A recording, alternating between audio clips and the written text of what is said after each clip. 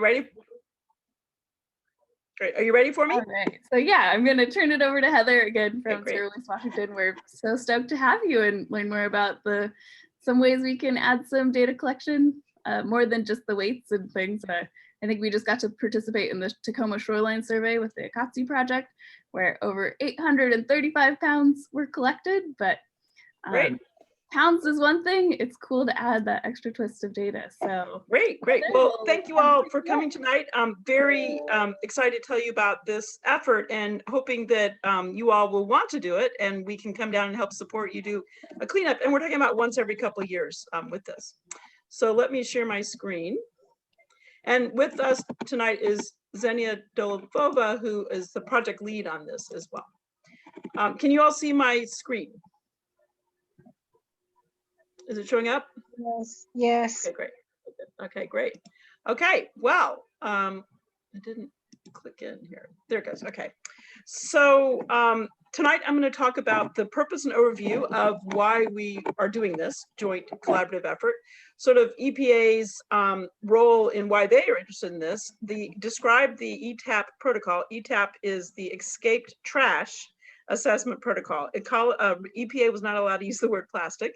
And then talk about data entry and reporting, and then just sort of show some examples and talk about collaboration.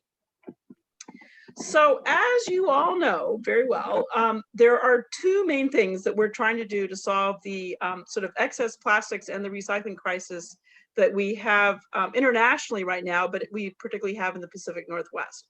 One is to reduce the use of unnecessary plastics, and the other is to build markets and restore our recycling system here.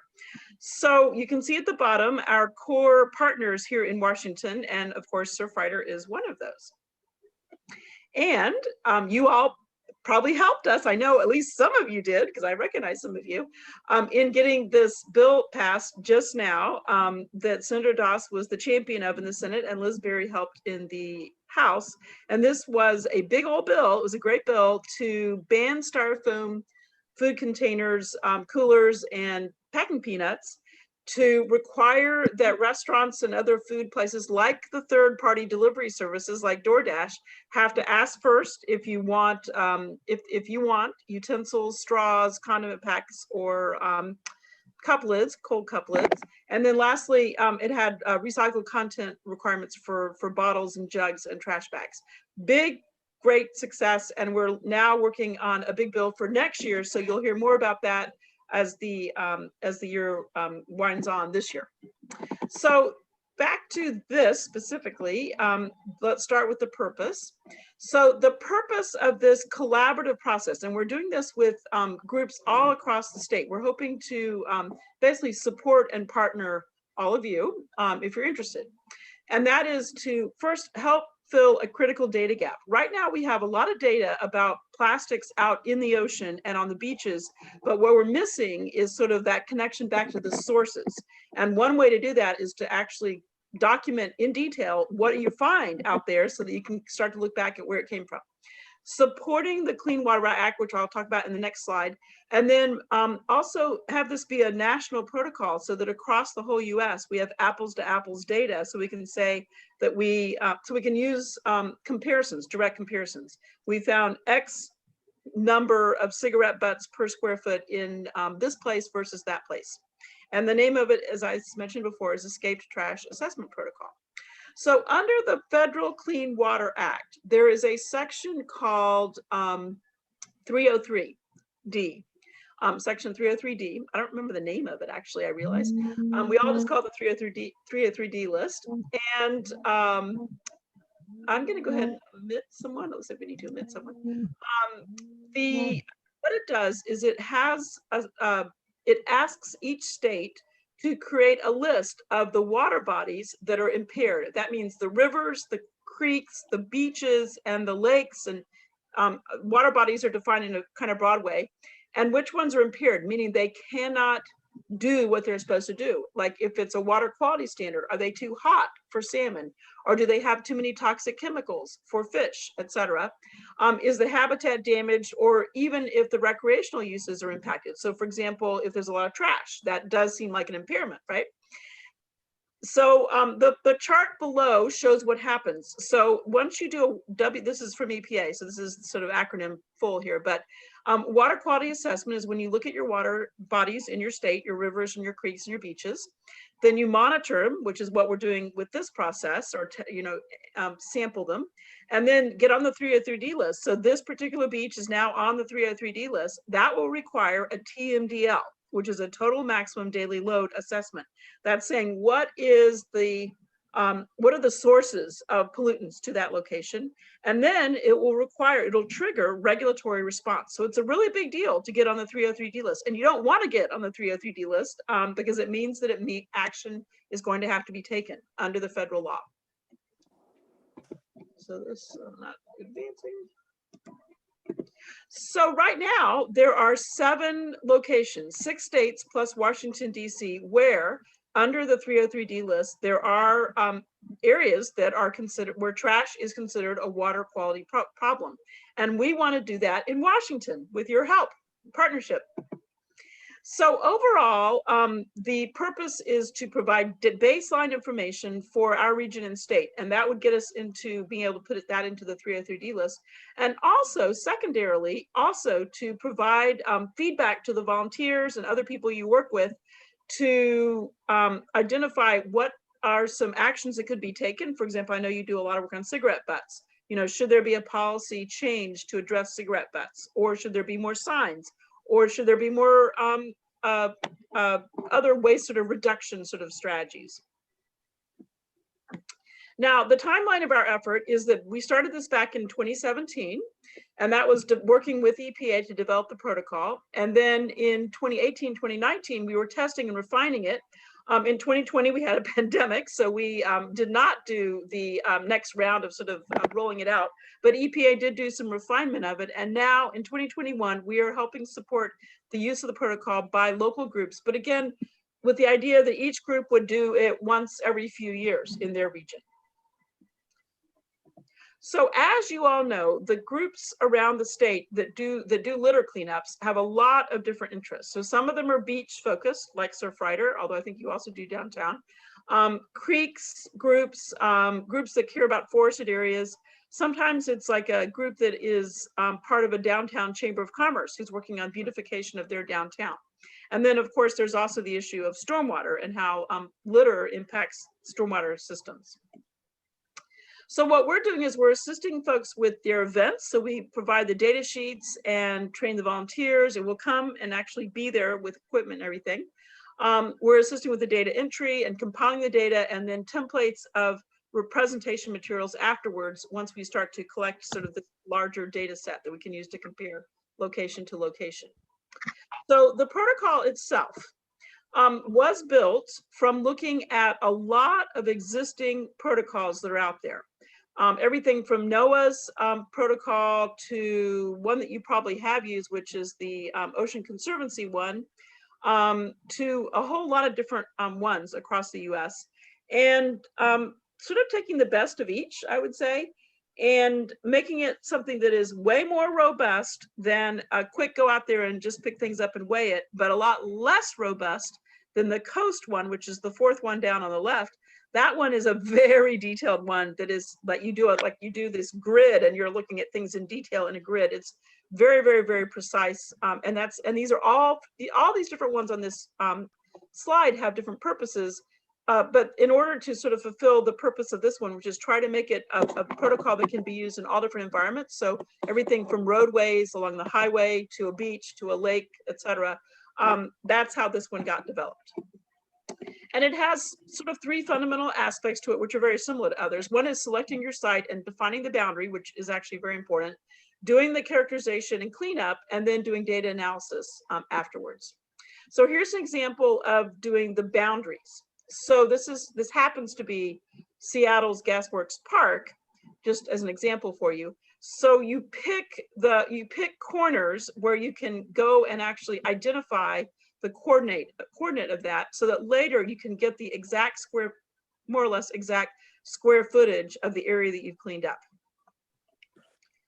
Then what you do is you do a field sheet where you characterize the site, and I'm going to show you this is actually what those are. So you look at the, the date, what's the recent weather, you get your latitude and longitude. You look at how close is that location to a waterway, like say a beach, or is it, if it's a beach, what is the bay that it's on? Is it near storm drains? Is it near critical habitat? And then you do a quick assessment of how littered it looks, just on a very simple scale of A to D. And you also look for what type of features are already in place. Like, are there already trash receptacles? Are there cigarette receptacles, etc. Now, it is super important in doing this protocol that we pick up every single bit of man-made trash, including, for example, orange peels, including dog poop, including charred wood, if it was wood that was brought in for a bonfire. So we really are picking up all of the individual items that are man-made. And this is different from other protocols. Some protocols are not so concerned with things like orange peels, but we're trying to look at all things that are not actually there naturally.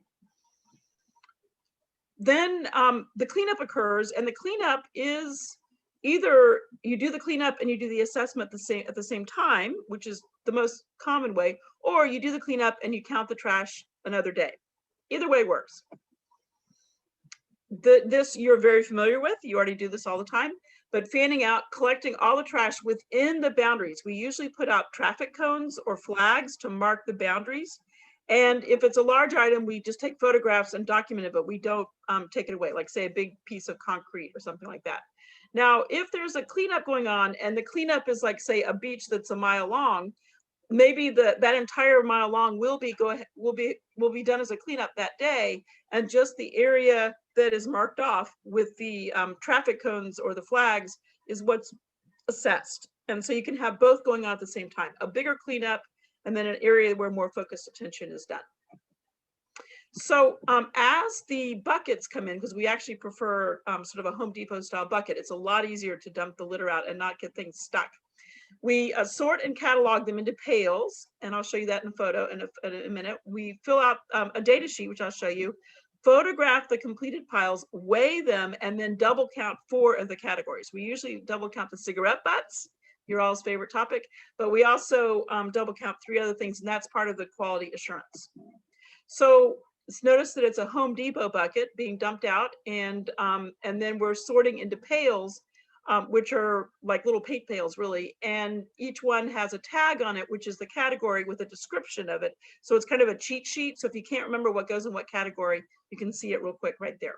Now, for small things where it is a, like little pieces of styrofoam, little bits of it, or little bits of glass, over 100, we do it by cup measure volume instead, because it's really impossible. It's very difficult and not very pleasant, and probably not all that accurate to count, thousands of little pieces of glass or styrofoam.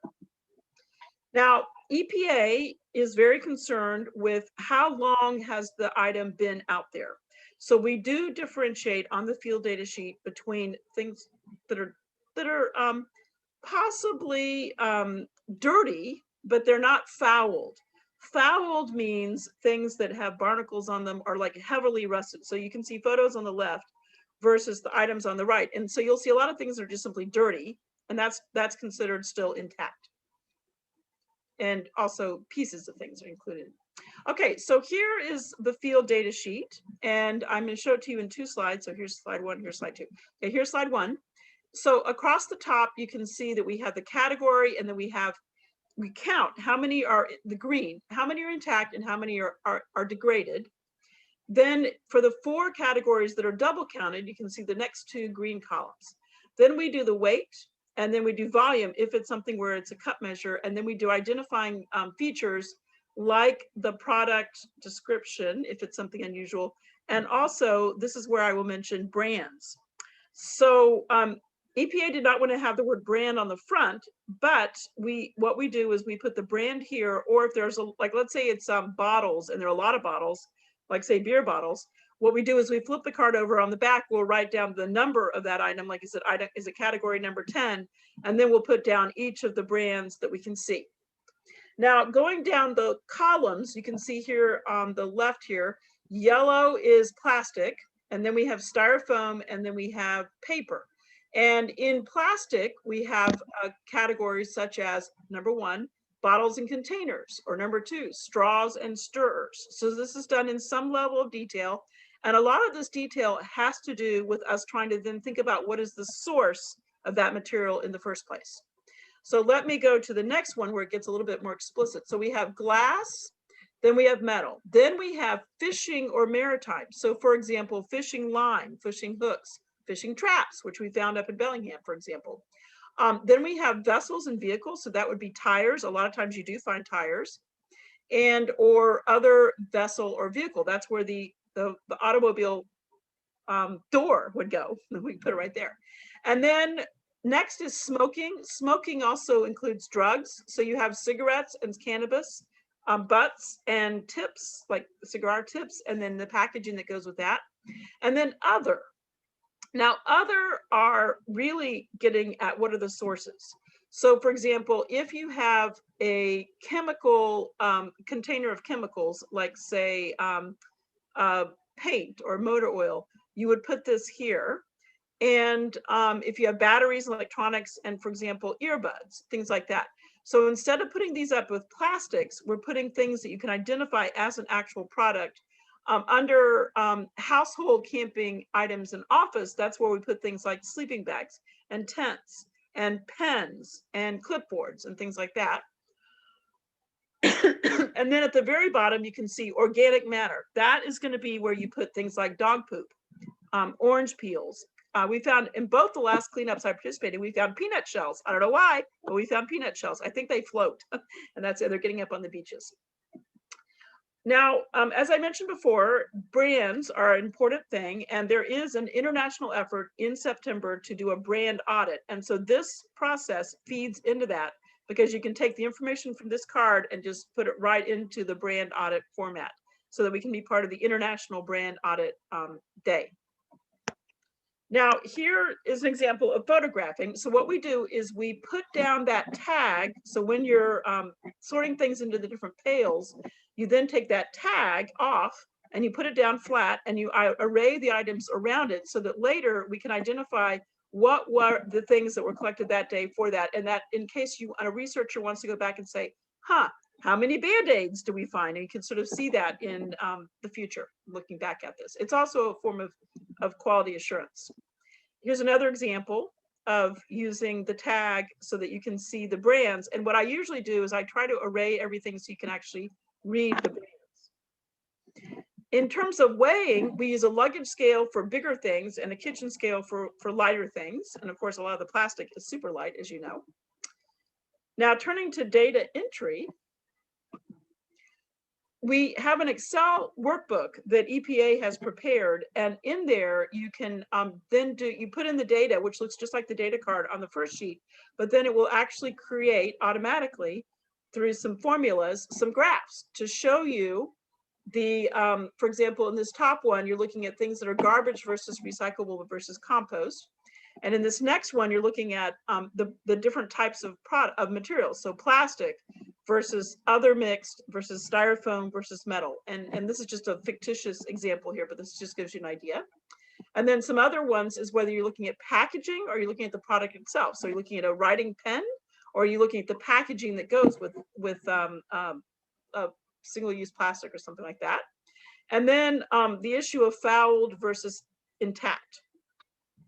Now, for quality assurance, we have an array of things that we do because, as you all probably are aware, volunteer data is kind of poo-pooed by some of the agency staff, and we don't feel that way at all. And we feel that this is very good quality data, but in order to sort of address that issue, we do have these quality assurance measures.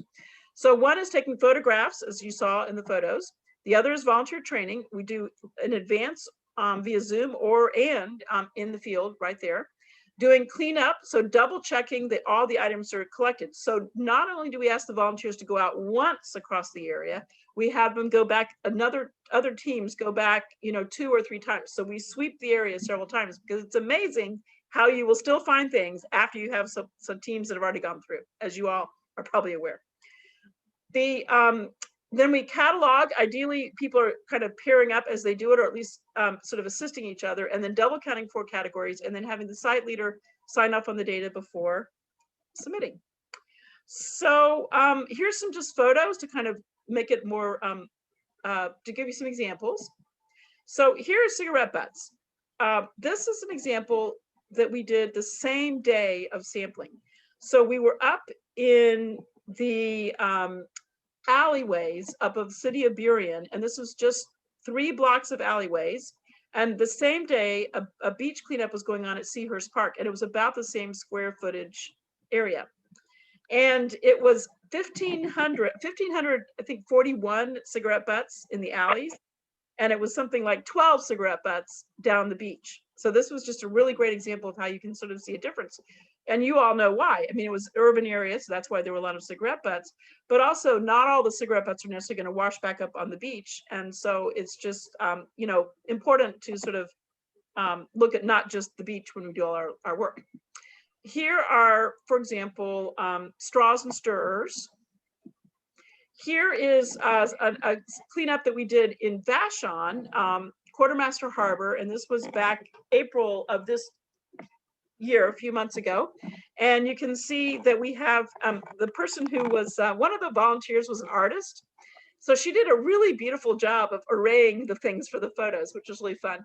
And you can see that the items at the bottom, those are fireworks tips, and the items to the left of the image are from guns. And then you can see to the right things that are heavily fouled. They have a lot of barnacles on them. That's because the volunteers, that day was a very low tide, and the area they were assessing on the beach included an area that kind of didn't normally get exposed that much, which had a lot of stuff that had not been cleaned up for a long time. So this is also that same day on Vashon. So here are toiletries, and you can see you know, everything from a tampon applicator to a toothpick, plastic toothpick, and toothbrushes. And here's some of the organic matter from that day. Oranges, corks, onion peel. And then here is some of the construction that we've had, construction debris that was found that day, including signs, a tire, a lot of pieces of carpet, things like that. So here's a volunteer doing some sorting. This was in April, so it was a little bit cold. And here is a day where we were working with the Duwamish Valley Youth Corps in South Park in Seattle. And this is getting ready to do the assessment. And here are the team of students doing the assessment. Now this is where they had actually picked up the litter several days before and it had been retained. And then we were doing the sorting later. So that is the end of my presentation. And I guess now we should take some questions or comments. I have a comment. And actually, do we want to stop the recording now? I think that might be good. Yeah, that's a good call. So first, let me thank you, Heather. Round of applause. The crowd goes wild. And yeah, let me turn off the recording and we'll get to questions.